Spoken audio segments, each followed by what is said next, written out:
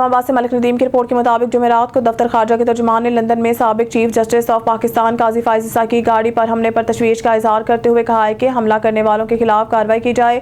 अपनी हफ्तावार news briefing में तर्जुमान Mumtaz Zahra Bloch ने कलादम तहरीक तालिबान पाकिस्तान के साथ किसी भी किस्म के मुज़ाकरात को मुस्तरद करते हुए अफगान अबूरी हुकूमत से पाकिस्तान को निशाना बनाने के लिए अफगान सरजमीन इस्तेमाल करने वाले अस्करियत पसंद गिरोहों के खिलाफ कार्रवाई करने के मुतालबे का अयादा किया। मलिक नदीम की रिपोर्ट के मुताबिक वज़ीर-ए-आज़म शहबाज शरीफ ने जुमेरात को अपने केतरी हममनसब शेख मोहम्मद बिन अब्दुर्रहमान अल सानी से मुलाकात की, जिसमें दो तरफा ताल्लुकात को मजबूत बनाने के तरीकों बिलखसूस तजारत, सरमायाकारी, तवानाई और सकाफती तबादले जैसे शोबों में ताउन पर तबादला ख्याल किया। वज़ीर-ए-आज़म के दफ्तर के जारी करदा बयान के मुताबिक इंतहाई वसी और नतीजा खेज मुलाकात में दोनों रहनुमाओं ने अफ़ाम तफ़हीम को फ़रोग़ देने, ताउन को फ़रोग़ देने और तरक्की के लिए नए शोबों की निशानदही करने पर इत्तफ़ाक़ किया।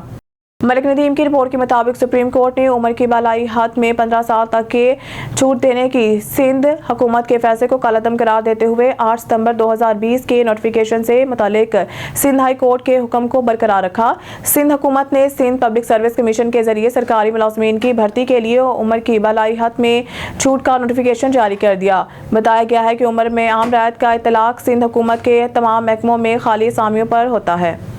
मलिक नदीम की रिपोर्ट के मुताबिक इस्लामाबाद हाई कोर्ट ने 8 फौजदारी मुकदमात में पाकिस्तान तहरीक इंसाफ के रहनुमा आजम सवाती का जिस्मानी रिमांड कलअदम करार देते हुए इन्हें जुडिशल रिमांड पर जेल भेजने का हुक्म दे दिया। PHC के जस्टिस मियां गुल हसन औरंगजेब ने जुमेरात को मुशाहिदा किया कि बुध की समाअत के दौरान इनके गुस्से का कोई जवाब नहीं है, क्योंकि प्रिजाइडिंग ऑफिसर अदालत में मौजूद नहीं थे। उन्होंने कहा है कि जो रिमार्क्स फैसले में नहीं लिखे जा सकते वो अदालती कार्रवाई में ना कहे जाएं। रिपोर्ट के मुताबिक दोहा वज़ीर-ए-आज़म शहबाज शरीफ ने जुमेरात को कतर के अमीर शेख तमीम बिन हमद अल सानी और तहरीक दौलत से मालामाल अरब रियासत के इनके हम मनसब से अलग अलग मुलाकातें की।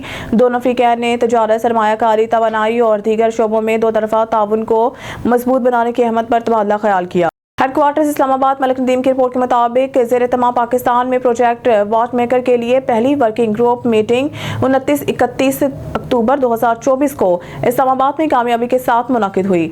मीटिंग में पाकिस्तान की सूबाई पुलिस फोर्सेज, इंसदाद दहशतगर्दी के महकमों, नेशनल काउंटर टेररिज्म अथॉरिटी और नेशनल फ्रांसिक एजेंसी के अफसरान को इकट्ठा किया। इजलास का मकसद कीमियाई और धमाका खेज हमलों के बढ़ते हुए खतरे के खिलाफ कौमी राब्ता की मजबूत बनाना था। तकरीब का आगाज इंटरपोल के unit coordinator mister Alan Grammer के खैर मुकदमी कलमात से हुआ।